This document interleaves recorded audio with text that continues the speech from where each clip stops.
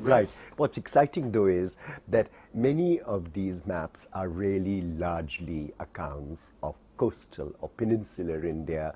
There is still a fairly hazy idea of what is happening in the hinterland, and therefore the hinterland is very often imagined. That is absolutely true.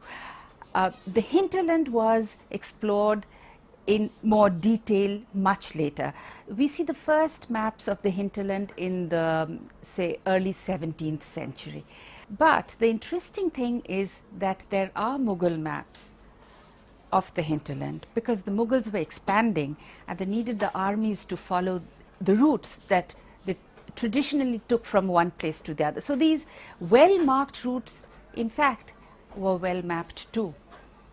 So what is the distinction between, say, a Mughal atlas of India or a Mughal overview of what the landmass of India is like, and the Europeans' point of view, who are people from the outside coming along across the seas?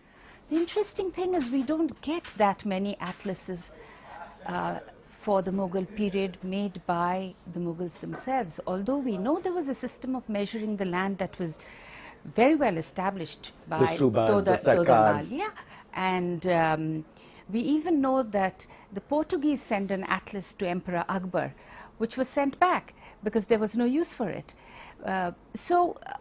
Although the routes were documented, and there are several maps to show it, there are not that many maps of large areas. And this is what's happening very excitingly, and your book portrays it beautifully, the shift of history from commerce to conquest.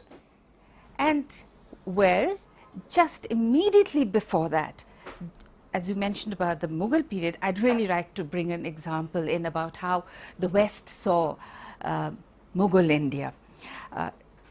Sir Thomas Roe was the ambassador at Jahangir's court for 4 years, and there is a map made by Baffin which was made under his instructions. And if you look at this map, a lot of it is what Roe had heard of while he was in India. And he had, of course, also visited several places. So those places are fairly well shown. And some very interesting things that this map shows, they're phantom features, which actually don't exist on the ground. Oh, yeah. Traveler's tales. He's heard about them. He's heard about them. And he tries to be honest to what he has heard, and he puts them in. Like the Gomukh. He puts the face of a cow at Haridwar because he knows at the foothills there is this glacier that comes almost to the foothills, and out from the glacier comes Ganga, the river. So he puts that in. But he does also make very important contribution to historical cartography of India. He shows the mouth of the Indus.